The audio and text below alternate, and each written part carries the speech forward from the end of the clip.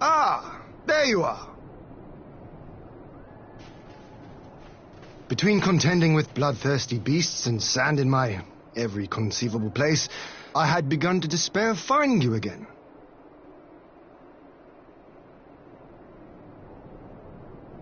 Do you recognize the crashed ship over yonder? Mistress Alizé and I briefly inspected it. It is the vessel that bore Master Alphino away.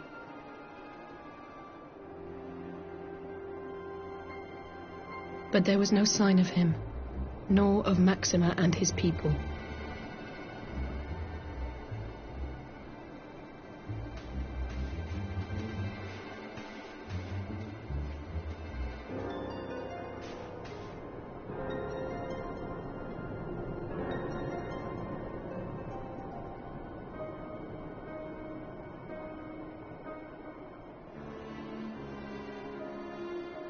War Machina.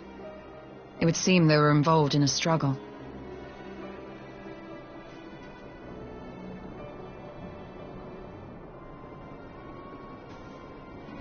There may be clues.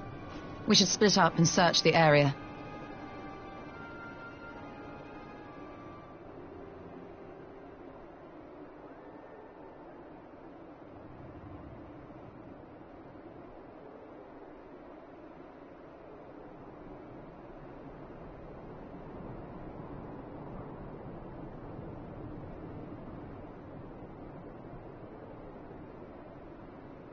These were no ordinary soldiers.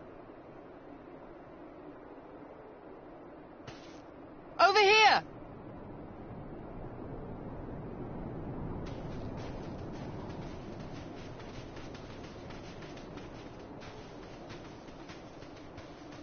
The insignia on this man's uniform identifies him as one of the Emperor's personal guard. Hand-picked soldiers, answering only to the royal family. That would explain why all the casualties are Garlean. They were fighting their own. You're saying the Emperor was behind all this? That Alphino is his prisoner?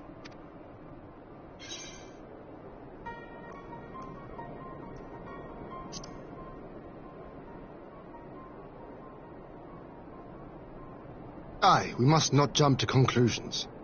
Besides, Alphino is more than capable of looking after himself, is he not?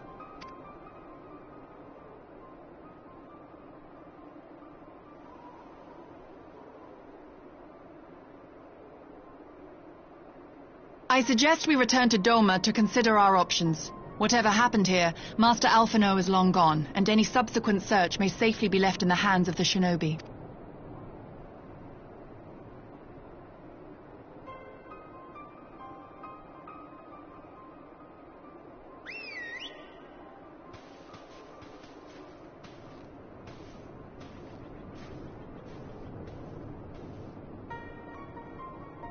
Where in the world are you, brother? If you die on me, I will never let you hear the end of it.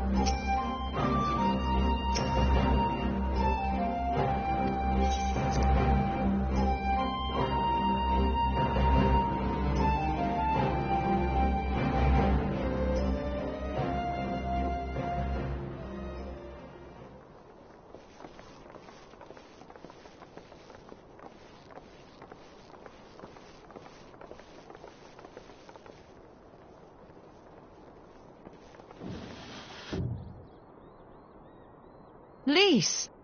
What brings you here? Oh, Alliance business.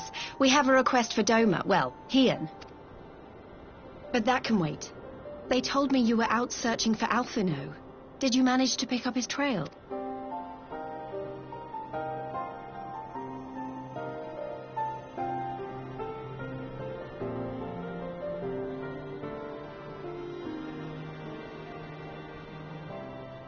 Well, if he wasn't at the crash site, he might still have escaped. We have to keep searching. And we will. Alphino embarked on this journey as an emissary of Doma, and I hold myself responsible for his safe return. I will have our shinobi in the provinces search for him as a matter of urgency. Chin up, Alize. You'll get to admonish your brother for his recklessness yet.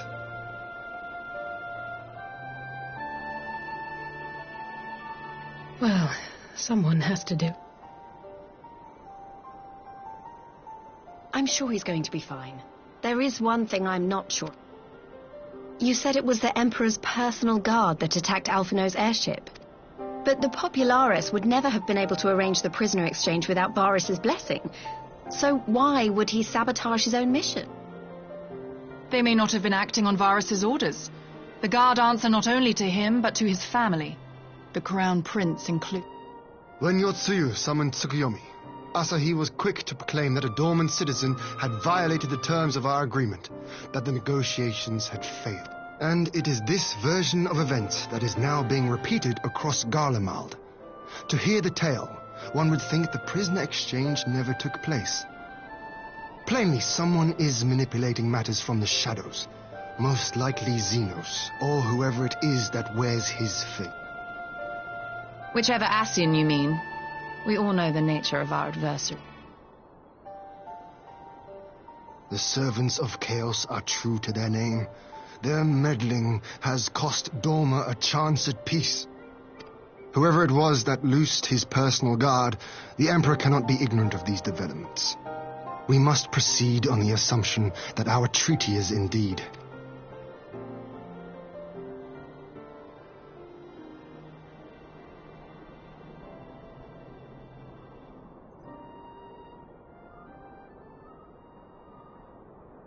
But come, Lise. You have journeyed far. Let me... Right. So the big news is that Alamigo has agreed to join the Eorzean Alliance.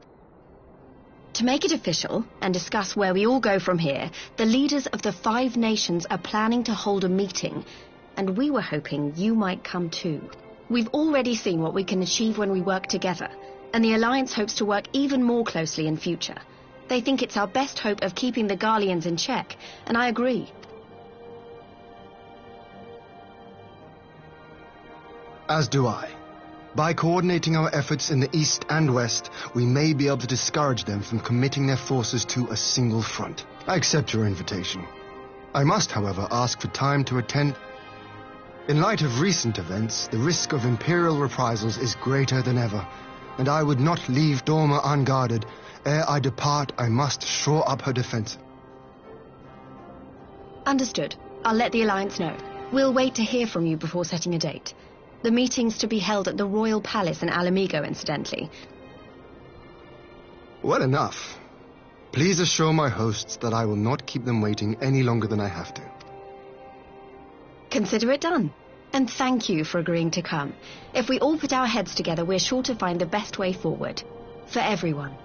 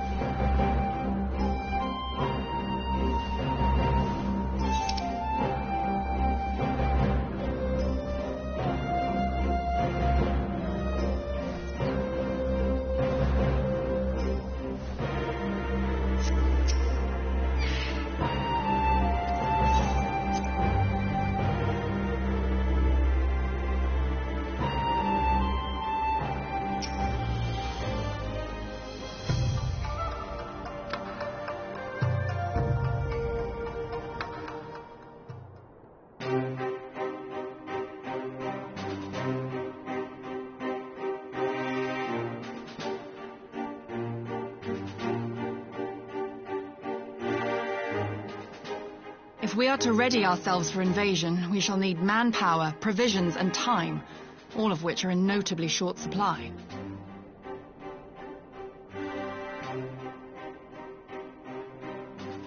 Candid as ever, you giddy. And correct, I concede. Fortunately, I have an idea.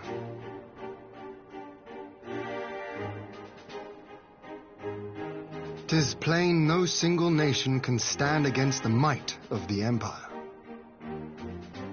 And it was only with the aid of others that Dorma succeeded in winning her freedom. So, I mean to take a leaf out of our Eorzean friends' book and form an alliance of our own.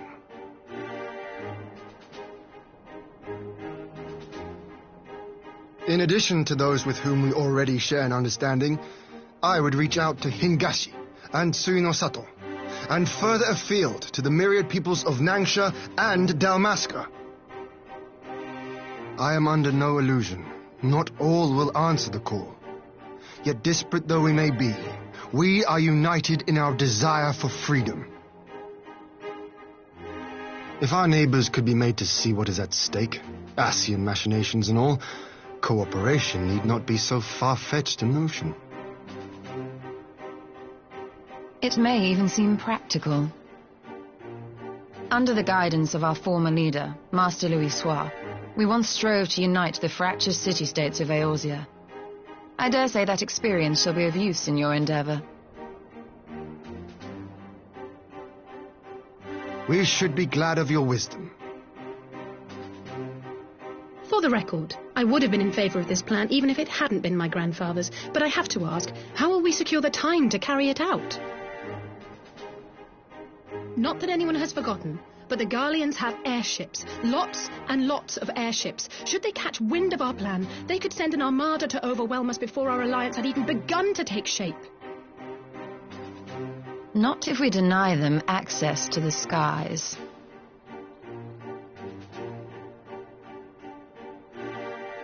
During our time in the Burn, the Warrior of Light and I chanced upon some Allagan ruins. Oh?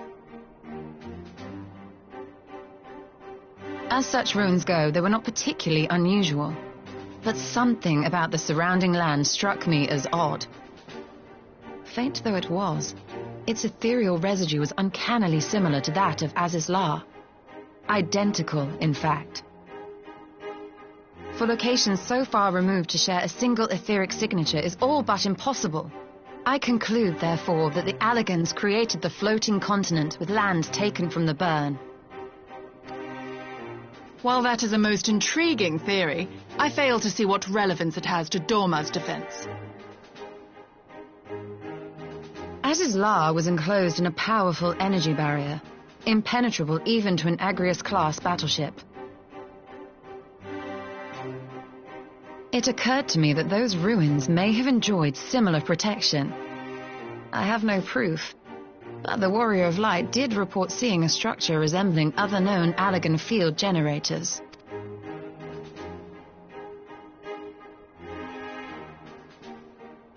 All right. But even if we could put up such an energy barrier, it surely wouldn't extend beyond the limits of the Burn. So what's to stop the Garleans flying around it?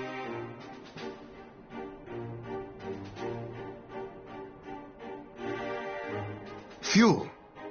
The Dalmascan capital, Rabanasta, was a key imperial refueling point in the east. By laying waste to it as a lesson to the rest, the Empire greatly hindered its own operations in the region.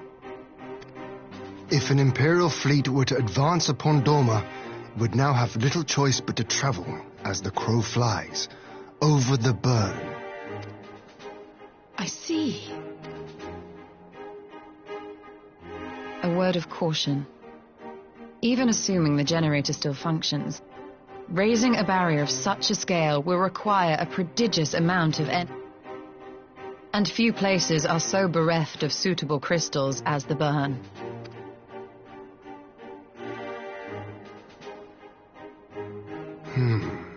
A source of energy. Tell me, did the Allagans make a habit of launching things into the sky?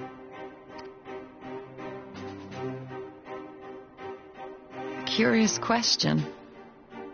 Besides Az's La, I know of only one other notable instance. The Red Moon Dalamud, whose fall triggered the calamity. Just the 2 occasions, you say?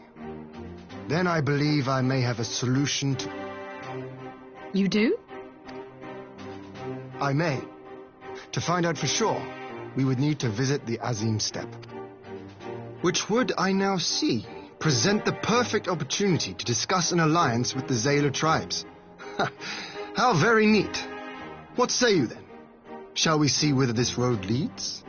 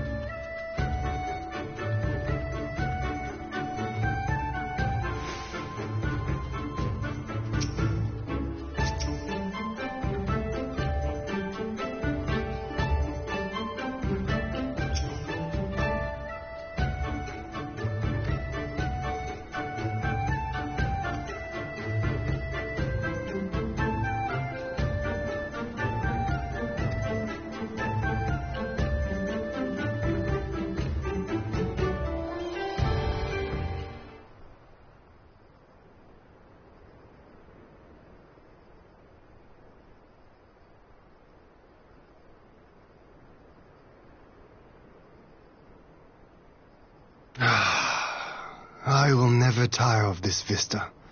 The endless fields, the boundless skies. 'Tis a sight to make a man forget his cares. but not his purpose, I trust. Might this be a fitting moment to tell us what we are doing here? Of course.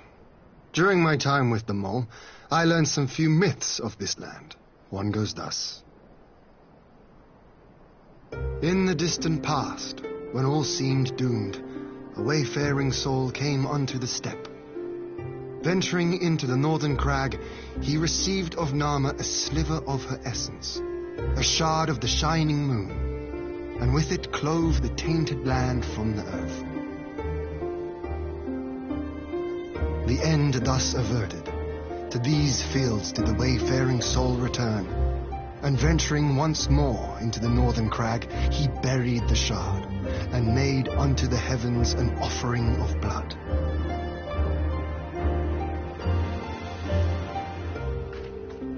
A tainted land cloven from the earth and an offering of blood to the heavens. Azizlar and Dalamud.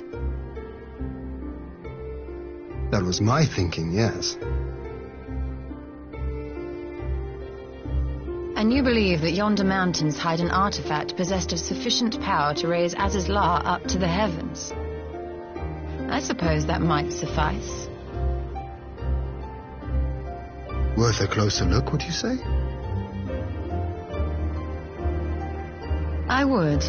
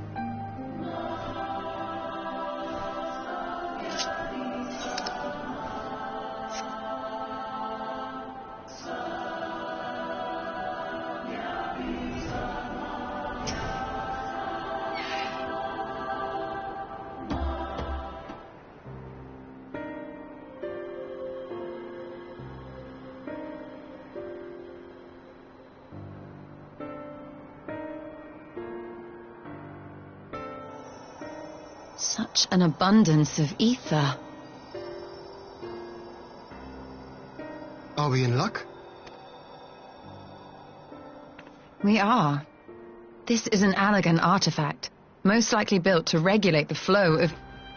I strongly suspect the ancients used it to stem the flow from here to the burn. That would explain how they were able to untether what became Azizlar from its surroundings.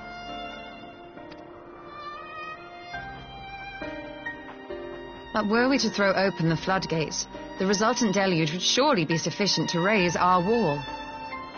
And in restoring the flow, we may also restore life to the wasteland.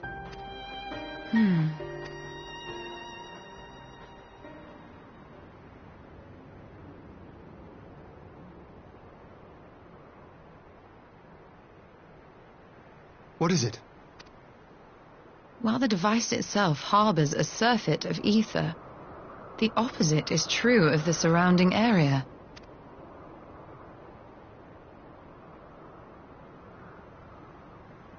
An effect of regulation, perhaps. A similar phenomenon seemed to be occurring in Doma.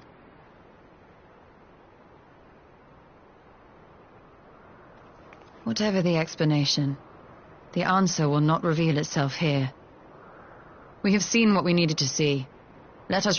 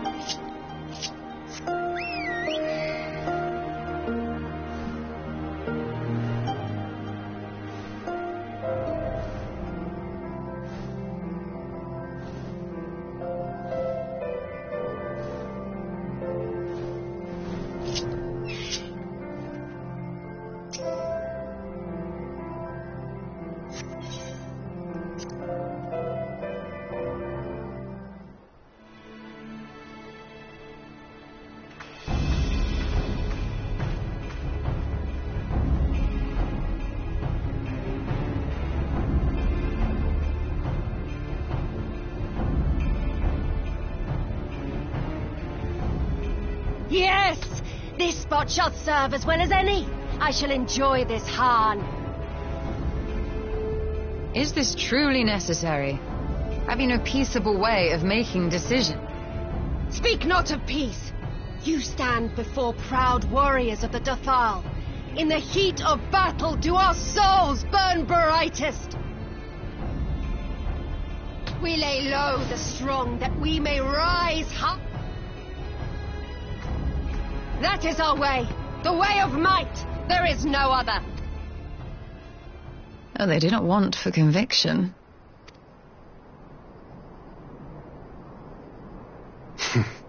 Indeed.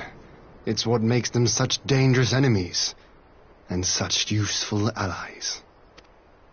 Enough talk! It is time to fight!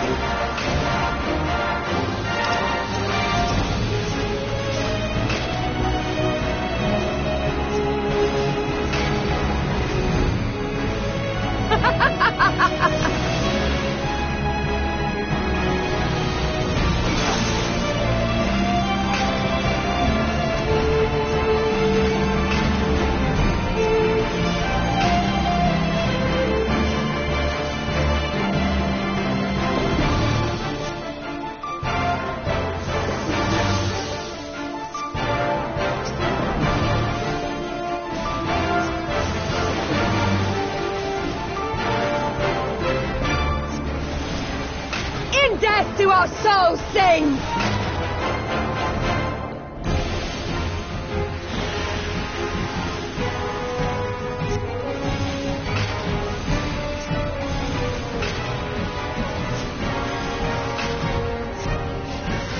In death do our souls sing!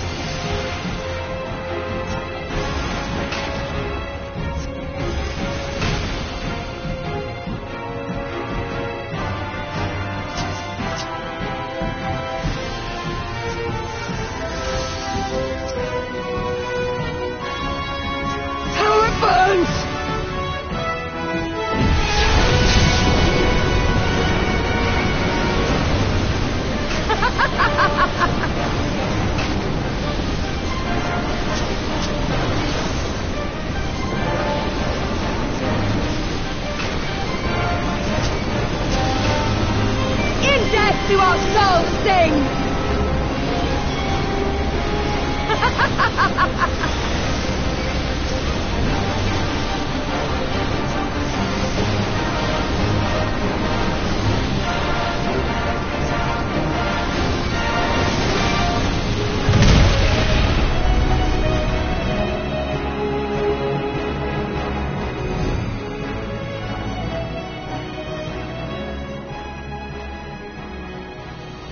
Yes! Yes! Not since the Nardum has my soul burned so!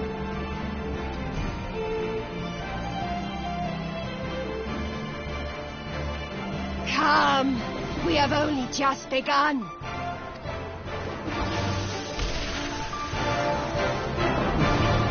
Enough! You were not granted leave to set the steppe ablaze. Well, well, the sun has come out to play.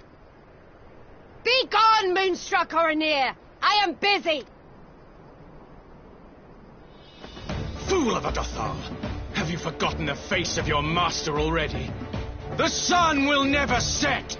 From his seat on high, he reigns over all, now and forever.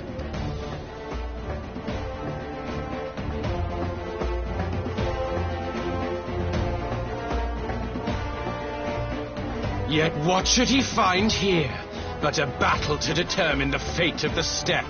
A battle waged without his blessing. This will not stand. You, Doman! You who come to petition the warriors of this land, forget that all Nama's children are wards of the Oranir. As first among my brothers, your petition is mine alone to judge.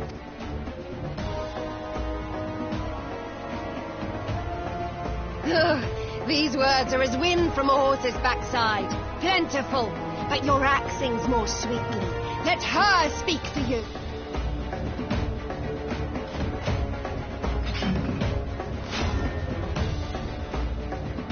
Insolent child. You will learn your place!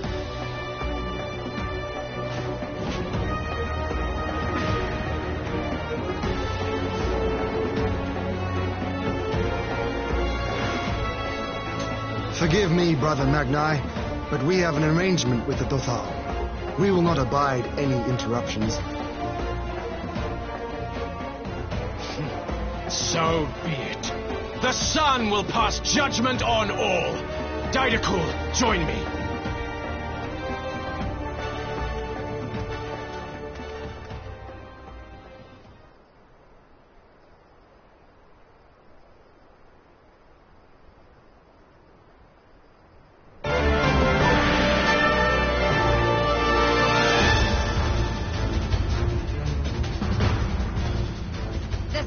Is in good company. We may dance alone.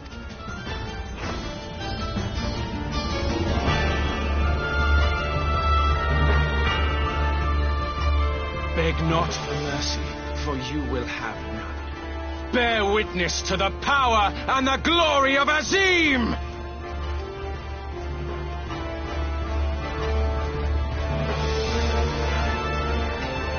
Constantly at each other's throats like rabid dogs. Gods, I'm turning into her. I have not the patience for this. But if we must fight, let us at least be brief. Come.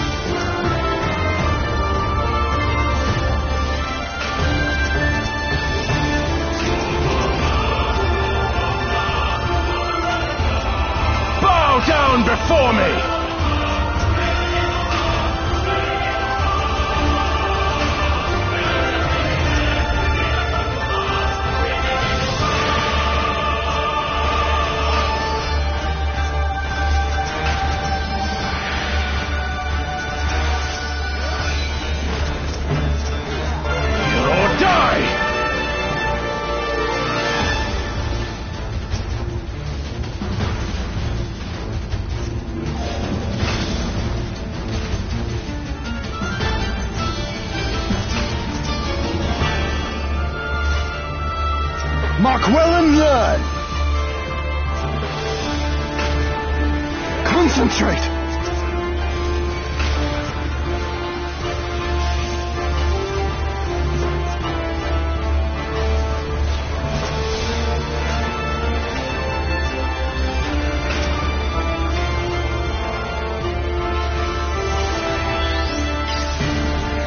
Kneel or die!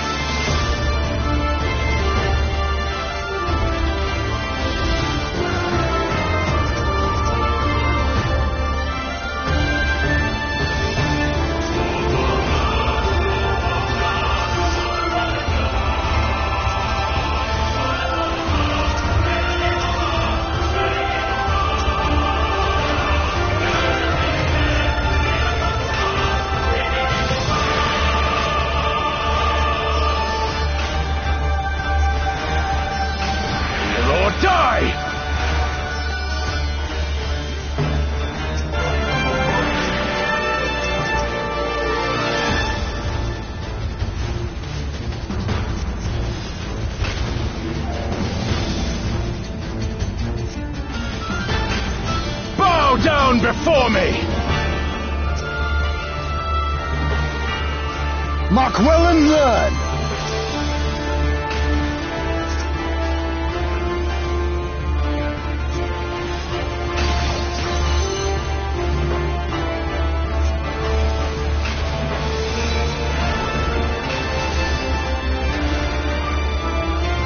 Kneel or die!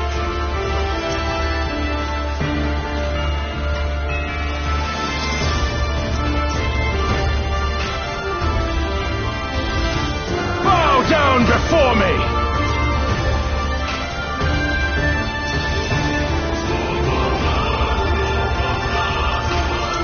Tremble before the sun!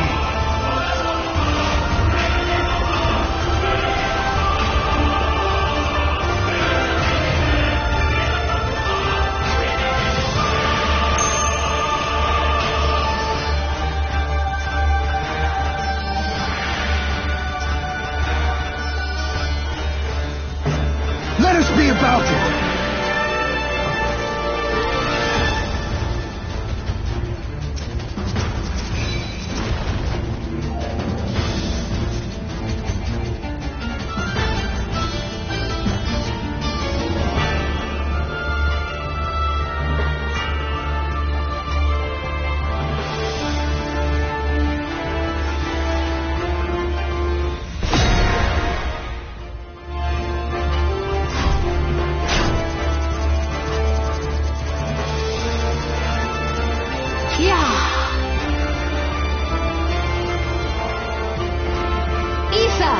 To me!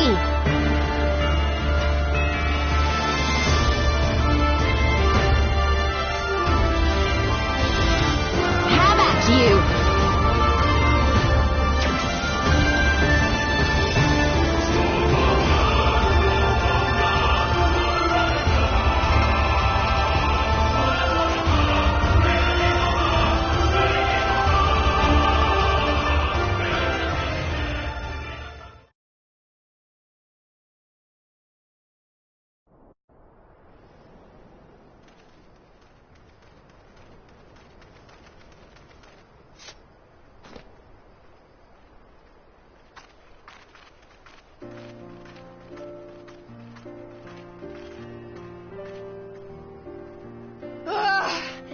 Never have I felt such bliss in 'Twas a battle to burn soul and flesh to ash. We Dothal will lend you our strength as promised. Narma's power is yours to...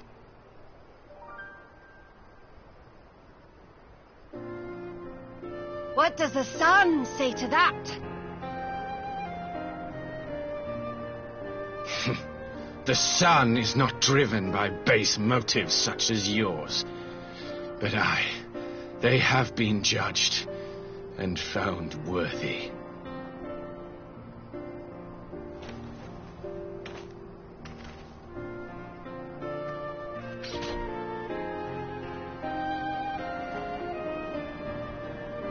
It is the way of the Orinir to accord recognition and respect to the strong. You have made sufficient proof of your strength. The sun shall answer your call. You have our thanks. We are glad to call you allies.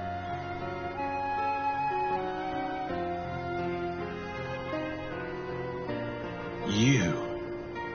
By what are you called?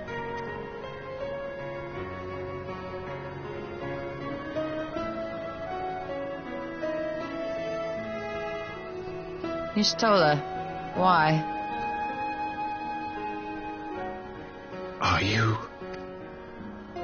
Are you my Nama?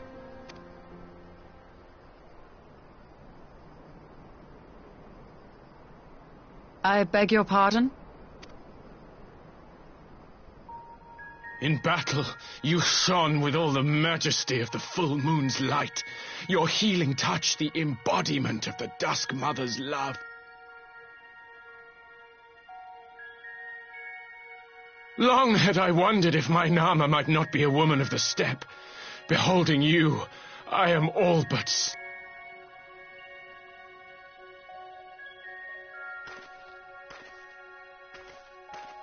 Now, look into my eyes. Could it be? Could you be?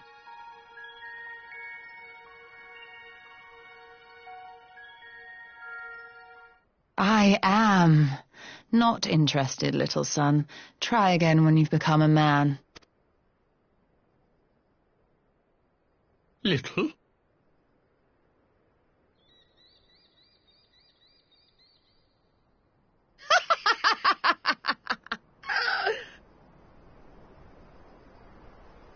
Little son! Little son!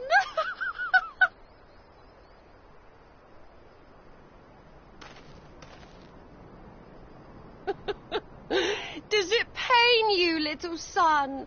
Crave you salve to soothe the ache? Fire to sear the wound in your heart?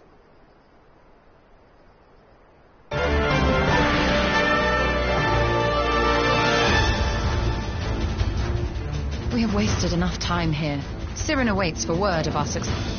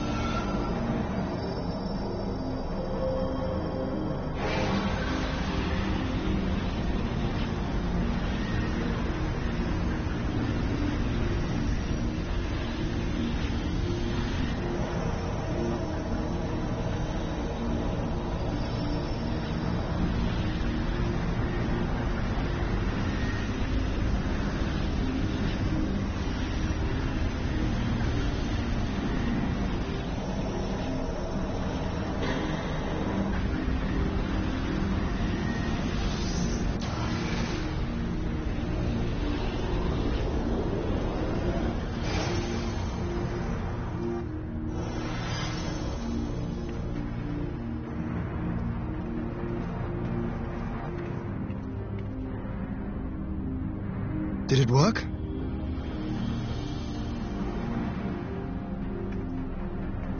It did. Ether may flow freely to the burn once more.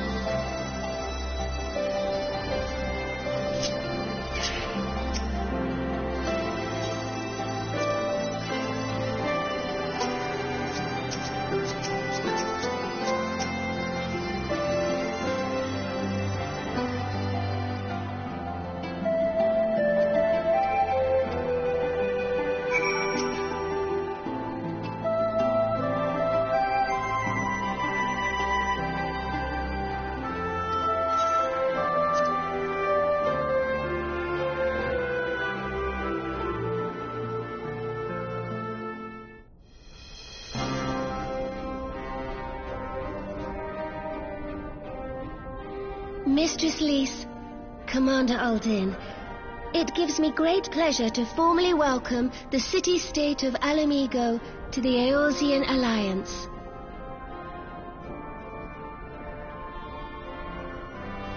The pleasure is ours, Your Grace. I know I speak for all Alamegans when I say that we are glad of this chance to stand with our comrades of the Alliance. And we, for our part, are glad indeed to be able to welcome friends both old and new.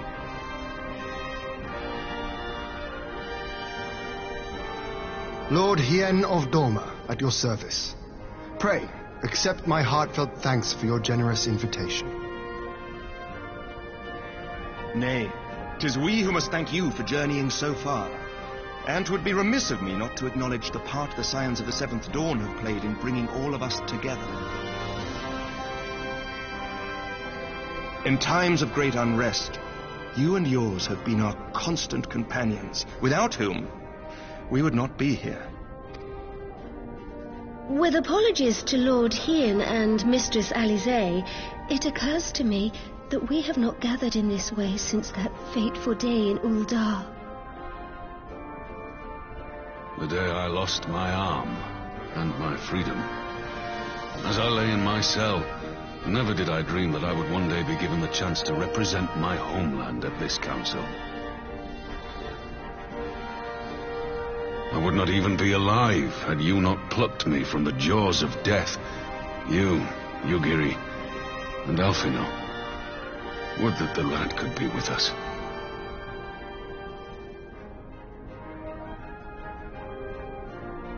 I too owe my presence here to Alfino, in so many ways. Until such time as he returns, I mean to carry on his good work as best I can.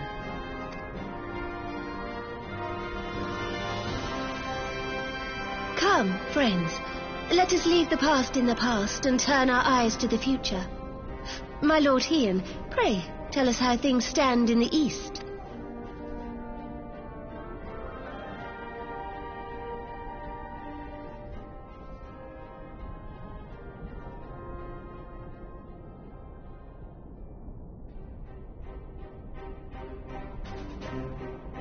Having heard the rumors of dissent in Garlemald, I dared to dream of a peaceable solution. The Empire will not so easily change its ways. If the Garleans have a mind to take back Doma and Alamigo, we'll be hard-pressed to stop them, even with the might of 6 nations. But while we lack the strength to fight the tide, a course may yet present itself, if we read the winds aright. The winds suggest but one course to me. One which leads from the sea unto the river and thence to the source of all our woes. The Ascians. Indeed. All here have felt their blighted touch. It was the bringers of chaos who nurtured the Archbishop's tyrannical ambitions. They who bestowed upon him the secrets of summoning, as they have so many others before and since. And while they remain, we shall know no peace. Our objective is clear. The question is how to achieve it.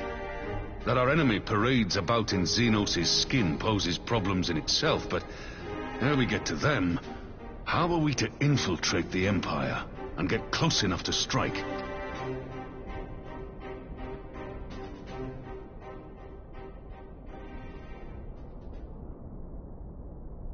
While I see the wisdom in targeting the Ascians, an assassination attempt on Garlean soil would do little to aid our cause, even were it to succeed. It's time we used our enemy's preferred tactic: subterfuge. You have an idea? Speak your mind, Master Thancred. None here know the enemy better than the Scions, and you mayhap best of all. Whatever it is you propose, we will give it fair hearing. On that you have my word. Very well, Admiral. My proposal is thus. we dispatch the shinobi to Imperial territory. There, they sow the rumor that the Crown Prince perished in the battle for Alamigo, and that the man parading around is in fact a corpse inhabited by a servant.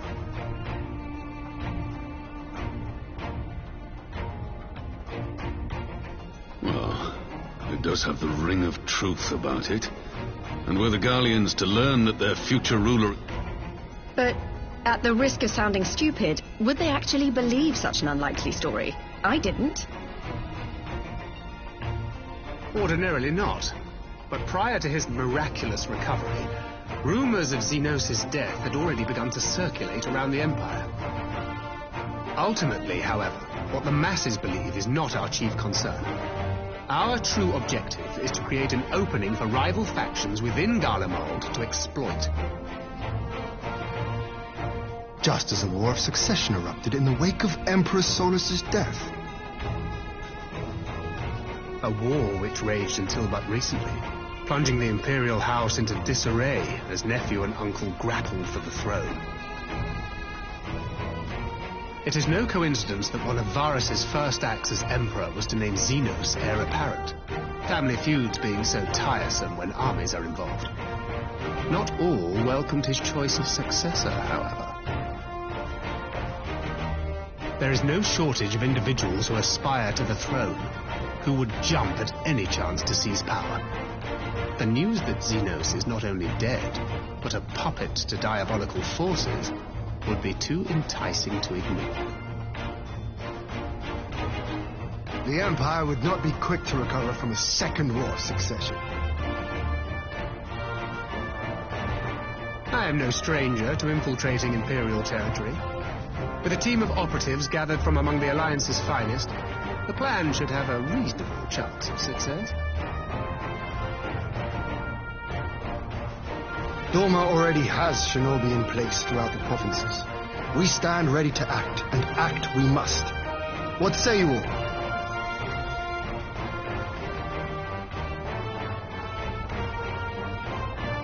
I'm for Master Thancred's proposal. We shine a light upon the Ascian and test the Empire's unity. It was his plot that scuttled Doma's negotiations, was it not? Why then, if we can eliminate him, there may yet be a chance for peace. Let us wage this war of subterfuge, that we may one day lay down our arms. Gods know we never will while the Ascians remain.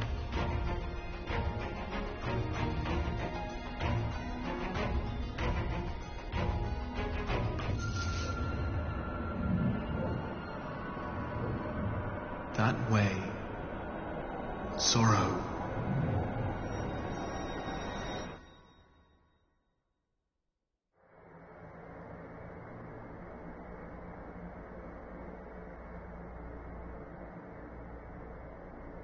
History must be changed.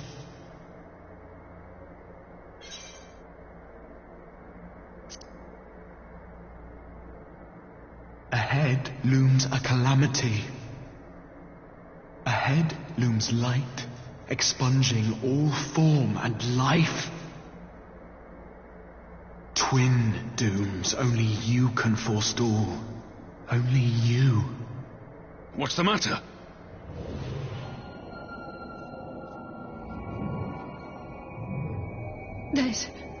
There's a voice. Spies in our midst? Nay, I sense no such presence. Let expanse contract, eon become instant.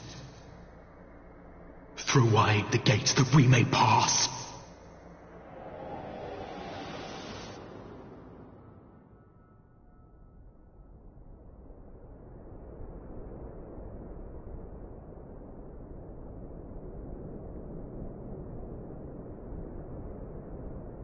Is it over? Master Thancred!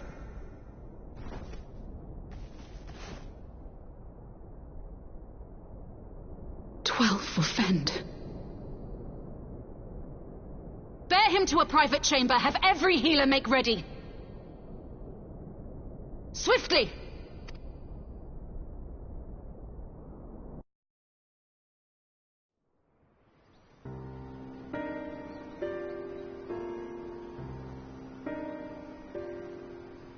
Master Thancred remains in slumber.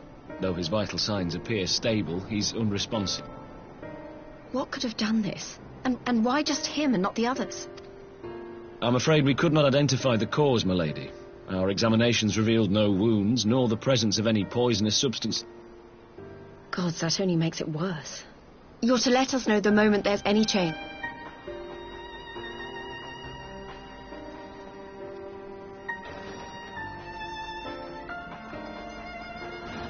Thank you for coming. Knowing Thancred, he would apologize for being otherwise engaged at so crucial a juncture. In gifting us a course of action, Thancred sowed the seed of all that is to follow. We have but to nurture it as best we can.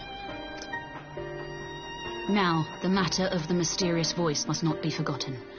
Will you tell me exactly what happened? Alizé and I heard a voice in the moments before Thancred collapsed. It was accompanied by a severe headache, as if something were clutching at our minds. Did you experience the same thing?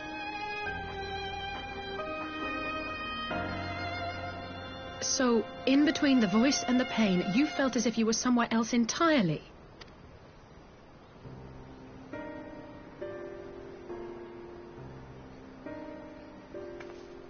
Your testimony confirms my suspicion.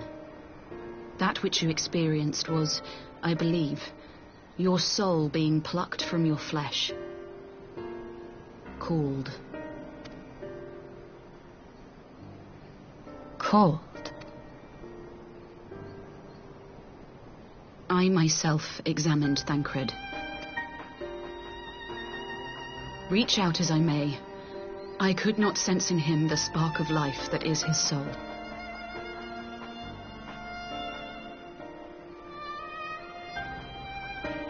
That Thancred alone was stricken so is likely due to his heightened sensitivity to the effects of ether, a consequence of his prior possession by the Ascian Lahabrea. The owner of the voice, whoever it may be, reached out to you, called your souls, and in so doing, caused you and yours But if that's true, where exactly are we being called to? I know not. Yet one thing is plain. Whoever waits for you on the other side is possessed of a power unlike any I have ever known.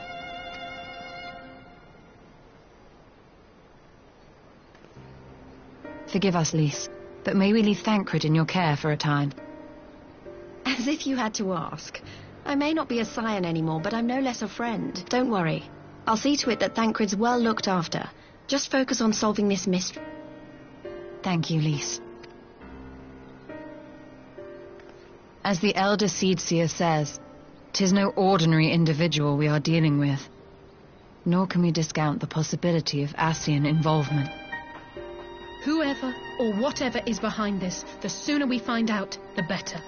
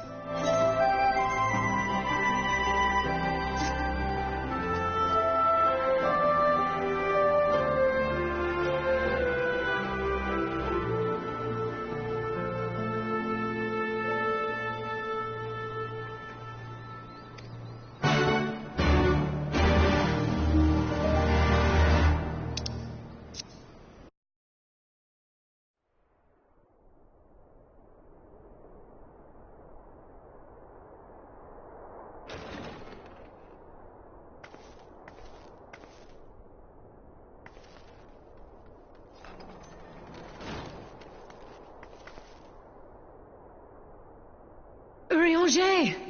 God, it's good to see... Would that our meeting were under happier circumstances. I judged the voice sufficient cause for concern even before you sent word of its effect on our comrade. You heard it too, then? Aye. And all but certainly at the selfsame instant. Alas, pained as I was, I could make little sense of what few words did then reach mine ears.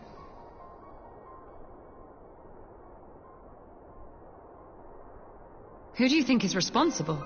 Could this be the Ascians doing? That I cannot say. Not when so little is known. Ere I indulge in speculation, I would examine Thancred with mine own eyes. To Alamigo, then. One other thing. During my visit to the Far East, I observed a strange phenomenon. Thou referrest, I presume, to the localized reduction in etheric density. Well, that spares me the trouble of an explanation.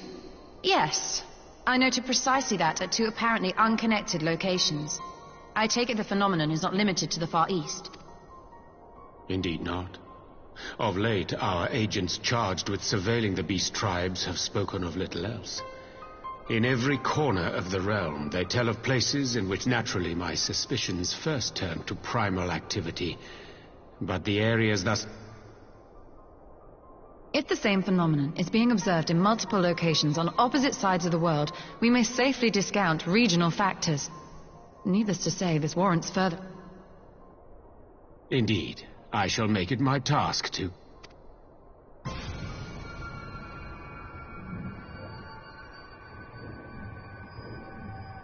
The voice. It calleth to me once more.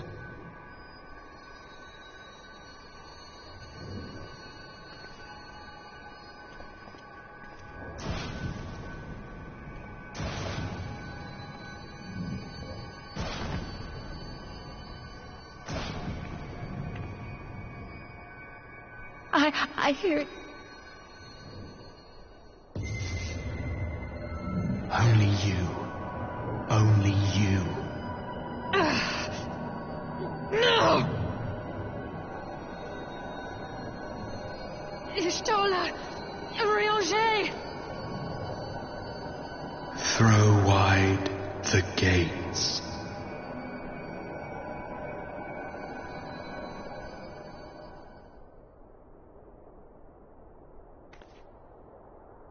No! No, this can't be happening!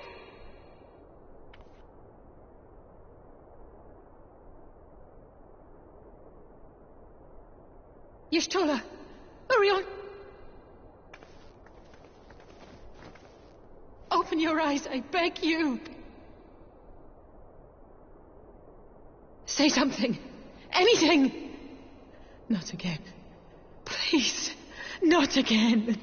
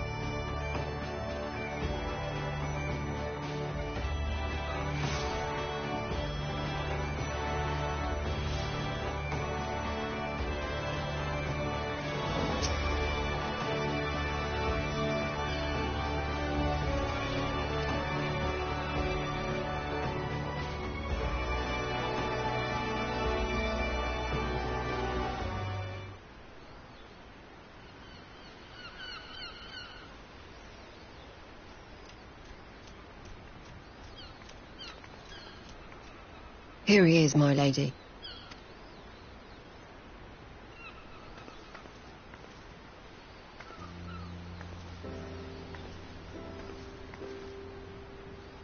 Gabu, it's been too long.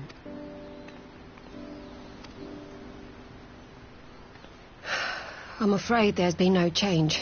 If he can see or hear us, he has given no sign. I see. You're still fighting. I'm proud of you.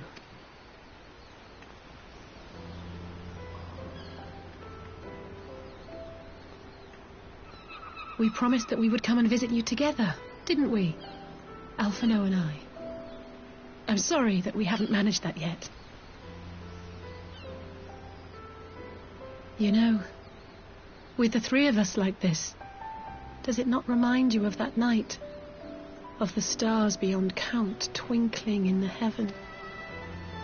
I was feeling pretty low back then. Powerless. But I knew that my brother was close by if I needed him, and that the others would be waiting for me back at the Rising Stones. Not like now.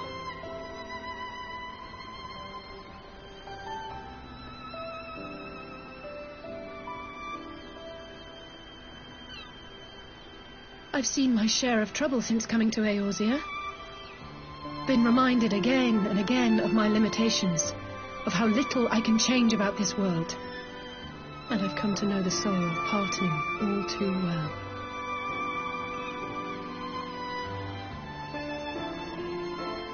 But to have the people I hold dear struck down before my eyes, and be powerless to help them, that I cannot bear.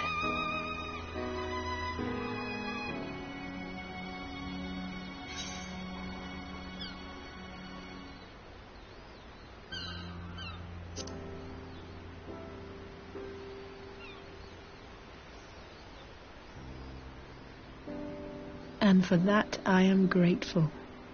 I don't know what I would do without you.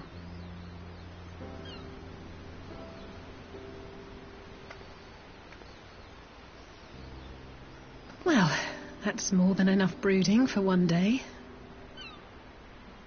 Come on, we have friends to save.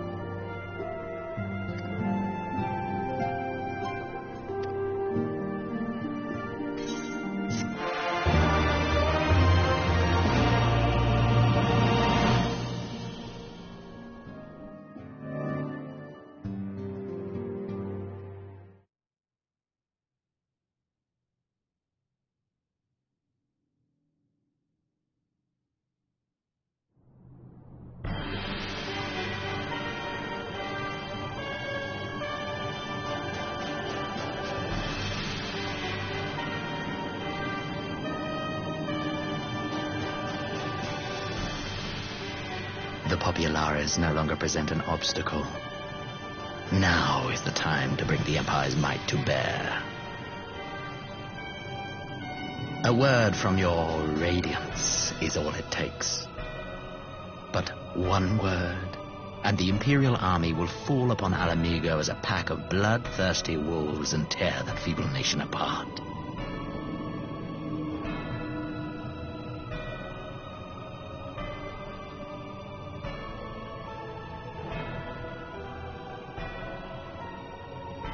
Have you no words for me?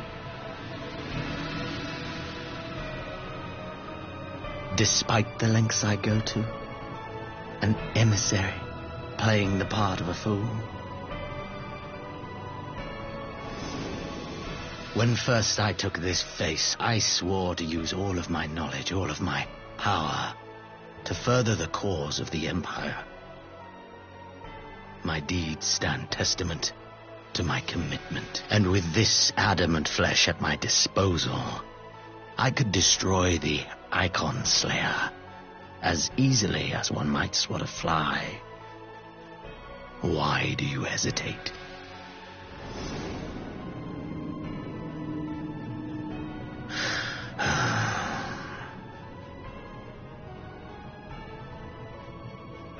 Our enemy is resourceful. Though victory is certain now, it will not remain so indefinitely.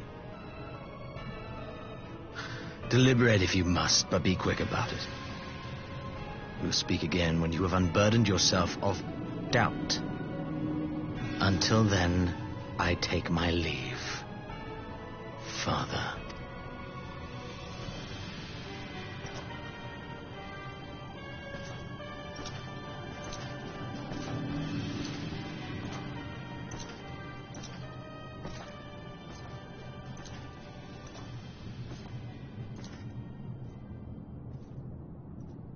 I should be the one to sigh.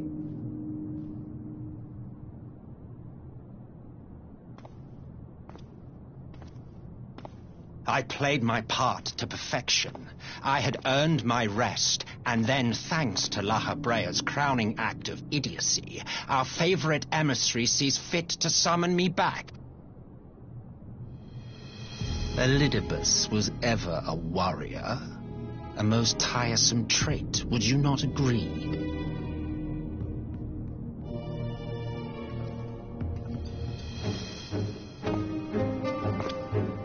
What? Have you no words for me either? No matter. I've long grown weary of this mummery. Now, my dearest grandson, let me remind you of your place in the simplest of terms.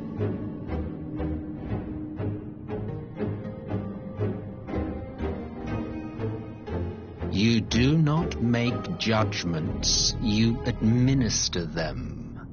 Swiftly and to the letter. Naught else is your concern. Elidibus may be an insufferable bore, but he is no fool. His choices as emissary seldom err.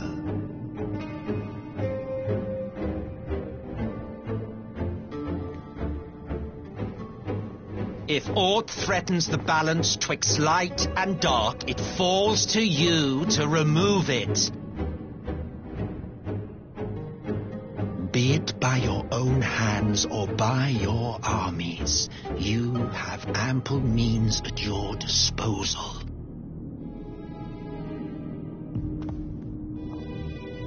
That is why this empire exists, why I built it. Oh dear, have I touched a nerve? You always were an easy one to read. I pity you, I do. As they say, ignorance is bliss. And I know how much happier you would be not knowing the things you know. The founding father was an Ascian, and he created the Empire solely for the purpose of sowing the seeds of chaos.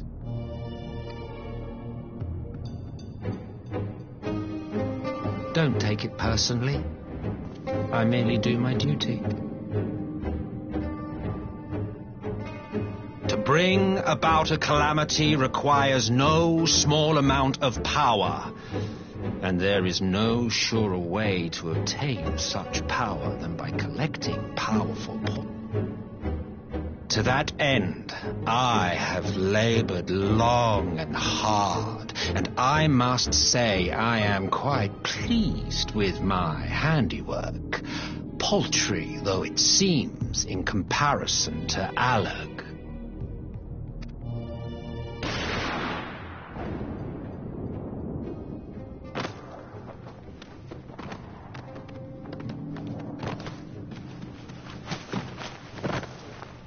You fiends are overfond of your own voices.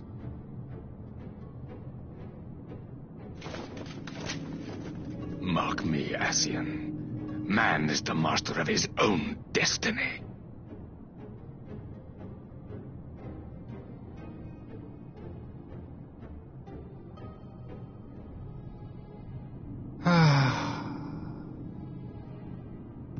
Such a waste of time and energy, both yours and mine.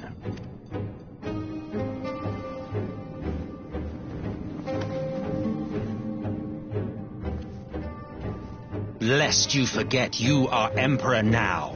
If you wish to spout drivel about man's destiny, save it for the masses. It will serve to give them a sense of purpose, and you, client pieces for the game.